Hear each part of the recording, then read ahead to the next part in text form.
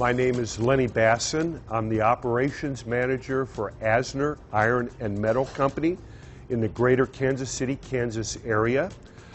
This is a scrapyard that's been here for in excess of 110 years. This facility here that we're looking at is where we do all of our processing. We are currently on our second edition of the Olympus gun. I believe this one is 2 years old. We had the previous model for about 4 to 5 years.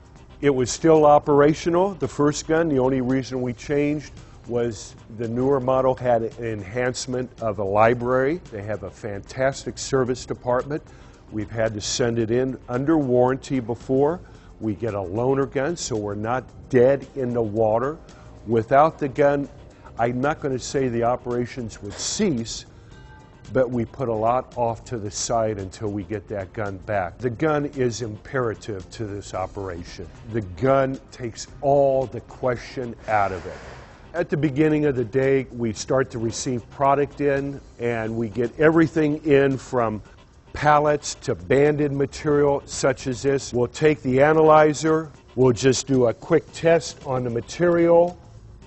After it runs its first scan, we realize that what the material is shot, I will identify it with a magic marker so we can segregate it as we go through the pallet. Sometimes we'll receive plastic containers of material in, of smaller items. A lot of times people can miscrew this for like a casting, but upon closer verification by the Delta analyzer, this is an extruded. So if we bought it for a cast alloy, we can definitely upgrade it for maybe 1.5 times the price for a extruded alloy. Here's another piece of some thick aluminum.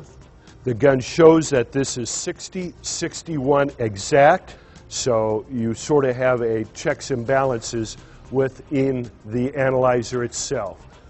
Looking at something like this that's been cut, I would have thought it's initially maybe a yellow brass alloy, and it's coming up with an alloy of C220, which is a bronze, which means it's better than a yellow brass. Yellow brass is going to be 65%.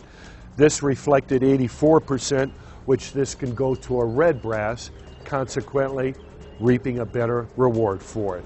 These look like some type of an organ pipe that has some type of an annealment on it.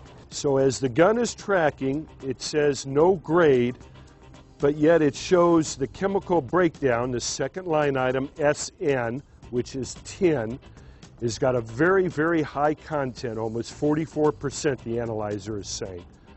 So this would be an item that would be practical for us to segregate. We'll size it, we'll package it in a Gaylord, and we'll send this as a high tin content, again, to reap the rewards. I've been into the scrap business for quite a long time.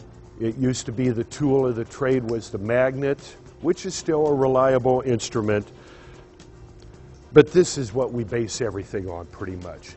I feel fully comfortable referencing this, that it is a positive resource to have in the day-to-day business.